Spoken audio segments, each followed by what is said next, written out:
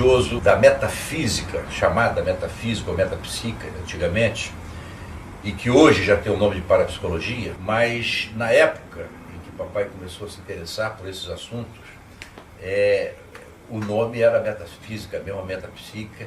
Então Charles Richer, Camille Flammarion, William Crookes foram os grandes cientistas que ele estudou, que ele leu, que ele se entusiasmou, até que ele foi conduzido ao caminho da teosofia através da obra de Helena Petrovna Blavatsky. O general era um matemático, eu diria matemático, de formação ele é engenheiro civil, né? Trabalhou na AMAN, Agulhas Negras, né? Ele tem uma formação racional, portanto, e tem também uma faculdade paranormal, uma percepção, ele é um sensitivo. Agora, como a gente conheceu ele, foi engraçado, porque esses endereços de Brasília, que são meio esotéricos, quadra 412, bloco A, apartamento 3, então a gente estava procurando uma pessoa para nos fornecer comida macrobiótica na época, né? E alguém tinha dado um endereço e nós erramos de endereço. Em vez de ir na quadra 412, bloco E, apartamento 205, a gente foi na quadra 205, não nessa ordem, misturamos. E quando abriu a porta era o General Ochoa, que a gente estava procurando há meses sem conseguir o endereço dele. Nós perguntamos se era ali que vendia comida macrobiótica. E ele disse, não, aqui é minha casa, eu sou o General Ochoa. A gente, mas a gente está procurando o senhor há meses. Ele disse, vamos entrar, vamos entrar. E no dia seguinte a gente já estava indo com ele lá na fazenda da eleição. A discussão dessas questões nas décadas de 60, a partir da década de 50, mas 60 e 70 foram bastante efervescentes por causa dele e de pessoas como ele, mas ele teve uma importância significativa, né, na construção desse pensamento, do pensamento em torno da questão seres extraterrestres, seres vida fora do planeta. Nós estávamos no governo militar, né, regime militar, e tudo que tinha que se fazer tinha que colocar para o general abria as portas para o grupo pesquisar mais tranquilo e tudo, porque nós saíamos, ia para Alexânia e também saía lá para Undaí, né? Grupo tal, vai para tal lugar, grupo tal, e dava a ficha, o questionário de pesquisa, entendeu? Para ver a formação geológica daquele terreno, o que foi a aparição, tudo isso, qual foi o tipo de objeto, entendeu? Tudo isso o general Ochoa orientava as pessoas assim, dos grupos. Eram vários grupos, era muita gente. Em 68 foi quando eu comecei as pesquisas lá em Alexânia, junto com o general Ochoa. Só que o general é meses mais antigo do que eu. Eu comecei em outubro de 68. Foi quando realmente eu passei a ver coisas extraordinárias naquela fazenda, né? Era muito avistamento de sondas, que nós chamamos de sondas, que são oriundos das naves maiores, são objetos menores, de 30 centímetros, 40, às vezes esféricos, várias formas. E esses objetos, esses pequenos objetos, são, digamos assim, dirigidos pelas naves lá. Então, eles, quando querem fazer pesquisa aqui embaixo, eles mandam essas coisas menores para nos ver, para analisar a nossa vida, para fazer pesquisa de vegetação, de mineral, essas coisas, fazem com essas navezinhas. E essas luzes, essas bolas de fogo, né, lá fazia realmente uma correspondência, aquele contato deles, que eles tinham uma maneira eles perguntavam e elas respondiam através piscavam as luzes, sabe? Inicialmente, os fenômenos eram mais visuais. Então, fenômenos luminosos que aconteciam naquele descampado, que era uma bacia enorme onde estava essa fazenda. Você tinha um horizonte próximo, uns 2 quilômetros. Você estava como se estivesse dentro de uma bacia de 2 quilômetros de de raio, né? E que os fenômenos apareciam luminosos de forma constrangedora até. Não era rota de avião, ali não tinha estrada, ali não tinha carro. Então, mesmo assim, alguns fenômenos que simplesmente deixavam você boquiaberto. Eu mesmo assisti, porque eu participei desse grupo durante muito tempo, né? Pra você ter uma ideia, nós chegamos a ver fenômenos em que a luz aparecia no horizonte, focava nosso grupo, a 2 km de distância, ficávamos todos iluminados. Essa luz depois se dirigia para o céu, que nem esses holofotes de dia de festa, né?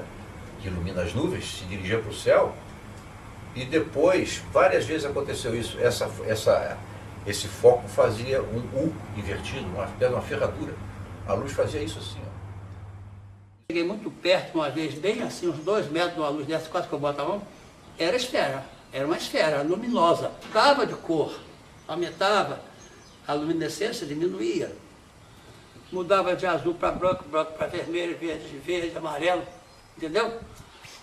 Eu dava um show, não tinha medo de nada ali, ele não era nada maléfico. Teve uma pessoa, um camarada, que eu esqueci o nome, que desmaiou lá no triângulo, mas de medo. Acho que ele até fez xixi nas calças, não sei, parece que levaram ele pro carro lá. Desmaiou de medo. Eu falei, mas eu estou andando por aqui, não está fazendo mal para ninguém, nunca fez.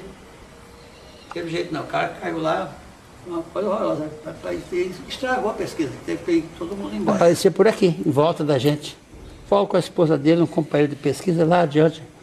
O falecido colega jornalista também, né? Aí saiu em 1979. Esse aqui era o Wilson, que era o dono da fazenda, com o Djalma, um amigo nosso. Também foi com a gente lá várias vezes. E aqui em cima a fazenda, uma vista geral da mata aqui embaixo, aqui em cima esse triângulo, e embaixo essa mata aqui, tá vendo? É a fazenda Vale do Rio do Ouro, do local onde nós visualizávamos a fazenda no geral, né? A estrada que desce lá para a sede, e esse fenômeno é aquele lá, já reportado no jornal. Mas o que era esse fenômeno? Isso aqui é aquela luz que passou por trás das árvores, se deslocou e veio em cima da gente e se desintegrou. Eu já expliquei aí. Aquela mesma lá que passou por trás das árvores, tá vendo? 31 de janeiro de 69. Caso fossem realmente prestar atenção a gente, como um grupo meio maluco, que saía aí pelos matos à noite, às vezes em noite escura, às vezes chuvosa, fazendo ou tentando fazer contatos com seres que não são deste planeta. Na verdade, eram buscadores. Nós éramos buscadores em busca de uma verdade maior, que parece que está sempre incompletas as coisas dentro da gente. Essa incompletude impulsiona a gente. Professores da universidade que têm cátedras, mestrados e que têm uma visão do mundo já absolutamente construída e que, diante de fenômenos que estavam lá na fazenda e tudo mais, eles tinham que revisar tudo. E preferiam dizer que não tinham visto nada. Apesar de, em alguns casos, e até estou me lembrando de um professor que foi lá e que, de tanto medo diante das coisas que começaram a acontecer, teve...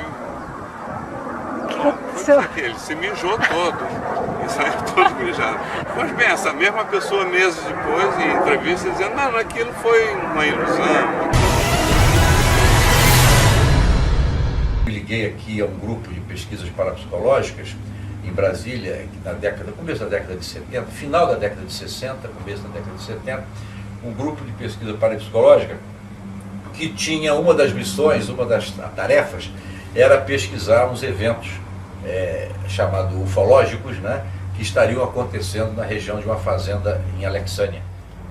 E meu pai, na ocasião, ele me disse, olha, o senhor vem para cá, o senhor vai participar disso, o senhor vai gostar muito. E ele veio morar aqui, se transferiu, e passou a participar desse grupo de parapsicologia, e foi a essa fazenda. E quando ele foi, logo a primeira vez que ele foi, aconteceu um fenômeno com ele tão fantástico, que ele, a partir daí, virou o mais sério, interessado e determinado pesquisador de ufologia. A vez que o meu pai foi, chegamos na casa da fazenda, era uma casa numa baixada, não tinha luz elétrica nas redondezas, diz ele que sentiu uma necessidade muito grande de estar a sós, mas ali não podia estar a sós, estava uma sala pequena, com 12 pessoas, e ele então, quando ele saiu lá fora, ele viu que estava muito escuro e sentiu uma vontade muito grande de se afastar por um caminhozinho que ele localizou no chão, no mato. E ele mesmo, consciente do perigo, do risco que ele estava correndo, porque ele disse, eu não conheço aqui, eu vou me perder, né? De repente tem onça aqui, tem lobo e tal, e eu estou exposto. Mas mesmo assim ele prosseguiu, foi prosseguindo, reagindo contra aquele fato que ele estava consciente do perigo.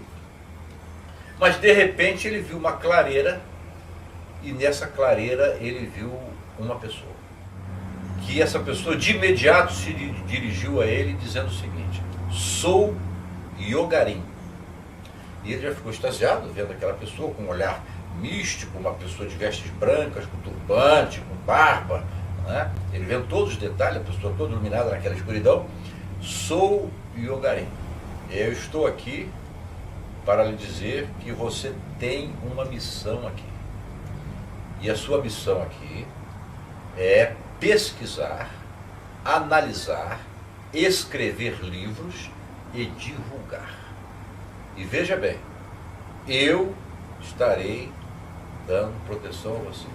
Estará sempre protegido por mim. Ele ouviu aquilo, ficou extasiado, aquele ser se afastou dele e ele voltou, né, convencido que ele tinha uma missão. Então essa história está por trás de toda a coragem que ele teve.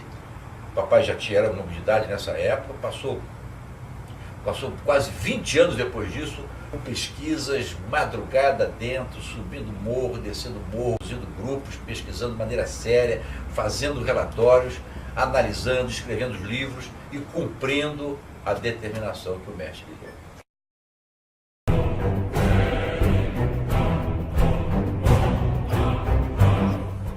Estes assuntos sejam tratados na área de segurança nacional para que não alarmem a população? Sim, devia ser ideal. E devia ser ideal, mais do que na área de segurança, devia ser tratado na área científica, para se ver que, afinal, com o tempo, se viria, ou verificar-se-ia, que não seria nem caso para alarmes. Seria um caso para conhecimento e um caso de preparação psicológica para grandes eventos que se pode prever e possam ocorrer nessa área. Mas há um abandono completo do problema que não entra nem na área de segurança, nem em qualquer área. Vendo um filme antigo, que se não me engano, chamava-se O Dia em que a Terra Parou, uma coisa assim. Ele aborda um ponto de vista bastante interessante sobre a vinda dos extraterrestres à Terra, que seria a ameaça que a Terra representaria à segurança deles, ou à segurança do universo como um todo. O senhor acredita, dentro das suas pesquisas, que os discos voadores venham à Terra em função disso? Não. Acredito que não, até certo ponto. Mas acredito que haja uma relação, viu? Uma conotação qualquer, com respeito ao avanço realmente desequilibrado que o ser humano fez. Porque o homem, viu, está muito abaixo, moral, espiritualmente, do que ele já realizou no domínio do poder, através do domínio da energia atômica. E há uma coisa interessante. A primeira experiência, dos primeiros fenômenos ocorridos na fazenda, nós pesquisamos, onde tiramos muitos elementos para o nosso livro, nós não assistimos esse fato. Mas nos foi mostrado em letras, em caratujas assim, como se fossem hieroglíficas, mas que depois se decifrou, uma mensagem dada de uma maneira estranha ao dono da fazenda. Ele viu um objeto e nunca tinha visto nada. Viu aquela luz, desafiou a luz. Pode chegar que eu não tenho medo. E de repente ele se surpreendeu que ele já estava no chão, vendo aquela bola enorme, luminosa perto. E ele assim, meio atônito, e aquela bola desapareceu. E ele saiu tonto para casa, não se lembra bem o que se passou. Quando menos esperou, ele estava com um papel escrito em sinais meio hieroglíficos, e dizendo assim, as experiências nucleares humanas estão abalando o nosso sistema. Então, é possível que as experiências nucleares representem uma liberação de energia tal que possa ter alguma influência, nós não sabemos bem, em relação a certos fenômenos, não só não da nossa atmosfera, Claro. mas de atmosferas distantes, etc. De forma que pode ser que haja uma preocupação dos seres, e parece que há, não porque esse fenômeno vá modificar estruturas planetárias e orbitais dos astros, mas porque parece que existe uma unidade de vida subjacente a tudo e um espírito de solidariedade, particularmente entre os seres avançados. Então é possível que seres muito avançados, vendo que nosso avanço está desequilibrado, eles queiram nos chamar a atenção com as suas presenças. Nós somos mais favoráveis a isso. Eles querem chamar a atenção, polarizar o homem para estudar outras coisas, não ficar eternamente convencido de que a vida que veio dos fundos oceânicos, dos pântanos, veio do sapo, do percevejo e da pulga, e por aí afora acabou criando o homem, os santos e os gênios, essa vida há de parar aqui. Não possa chegar muito à frente no caminho dos anjos e dos deuses. Homenageio nesse instante o General Shoa, no qual eu sempre vi um mestre na vida. Suas qualidades humanas eram extraordinárias, e mesmo ele tendo ido embora, é como se ele permanecesse junto com a gente, ensinando a abrir o coração para amar a humanidade inteira. Eu vejo nele um amante da humanidade toda.